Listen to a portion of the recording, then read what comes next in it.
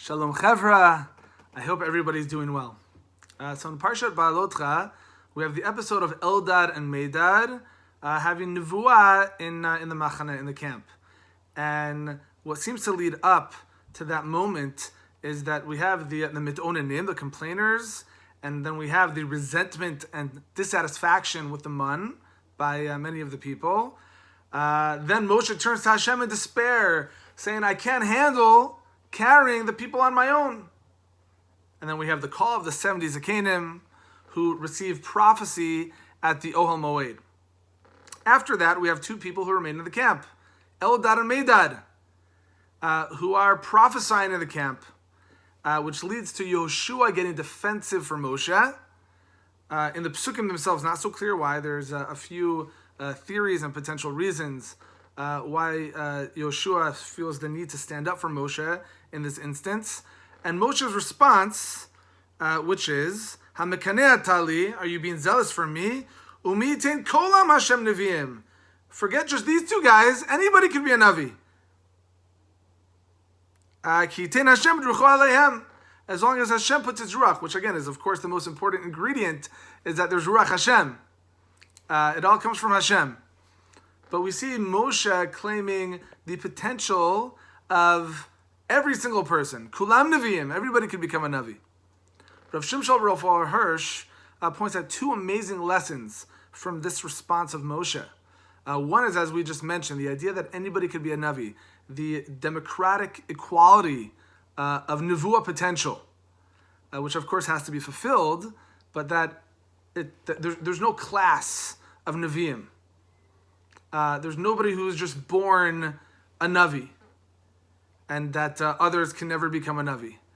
Nevua, anybody has the potential. And this can also, we could point out, could be in distinction to Korach, which we read in a couple of weeks, who accuses Moshe and Aaron of hoarding the power, hoarding the class of leadership, and accusing Moshe, what about Kulam Kedoshim? I thought everybody's Kadosh. So Moshe, how could you hoard the position? Aaron, how could you hoard your position? But we already have here Moshe, perhaps as a preemptive attack or as a response, we have Moshe saying Kulam Nevi'im. Okay, Nevua on some level would be the actualization of Kedusha. So Moshe is not saying not just Kulam Kedushim, but Kulam Nevi'im. Beautiful. But Rav Shimshon Raphael Hirsch also points out another really important lesson.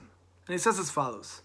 Moshe's answer to Yehoshua remains for all teachers and leaders as the brilliant example they should keep before their eyes as the highest ideal of their work.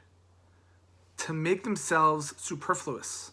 That the people of all classes and ranks reach such a spiritual level that they no longer require teachers and leaders. That is the ultimate dream of a parent, of a teacher, is that those who we teach, those who we are raising, are able to be independent of us, able to be greater than us, that they no longer require us. Hopefully we still have a strong connection with them.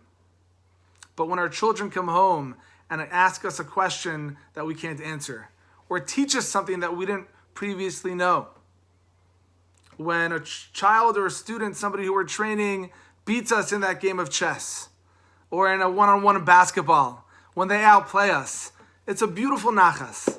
Amazing. I believe that we could bring this back to the beginning of the Parsha. Often, the halachic and mitzvah, more technical aspects of the Torah can be read as a commentary on the stories, or as a part of the story. And we have at the very beginning, Aaron gets the command, Beha'alotcha tanerot, to light the menorah, to light the candles. And we know really the word for lighting would be lahadlik. And here the word that's used is Beha'alotcha, to raise, to elevate. And Rashi points out, not only is it just elevating, the idea that we're looking to elevate the lights, but he quotes the Gemara in Shabbos, shetzarich lahadlik ad she'tehei hashalhevet ola me'elah, that Aaron must light the candles to the point that the flame is then able to rise on its own, to stand totally on its own, independent. When we light a flame in others, we know that everybody is a flame, everybody is a fire, people have their own spark. Everybody is their special light. Often they need to be lit. We need to raise them, we need to teach them, we need to inspire them. But for that inspiration, that teaching, that training, that raising to really hold, the fire ultimately has to be able to stand on its own. That's the command that Aaron is getting here. And I think we see, perhaps that's what Moshe is struggling maybe a bit with the generation of complainers. And perhaps that's what they're struggling with as well. Still reliant on Hashem, that they need the man every single day. And then we see the nachas Moshe gets. Eldad and Medad. You see, every person could become a prophet. Imagine if the entire nation was prophets. It would be amazing. It would be such a beautiful, beautiful thing.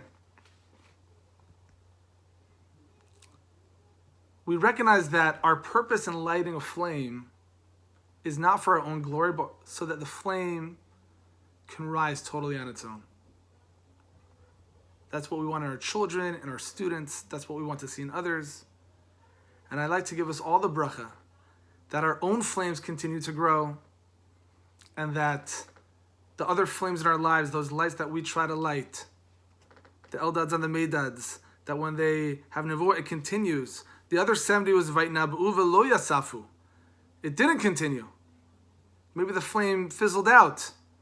But hopefully we have others who continue to have the nevua, or are able to continue their lights and continue shining. And I'd like to wish everybody just a wonderful Shabbos, a Shabbat Shalom filled with light, with Kedusha, and with Aliyah. Take care.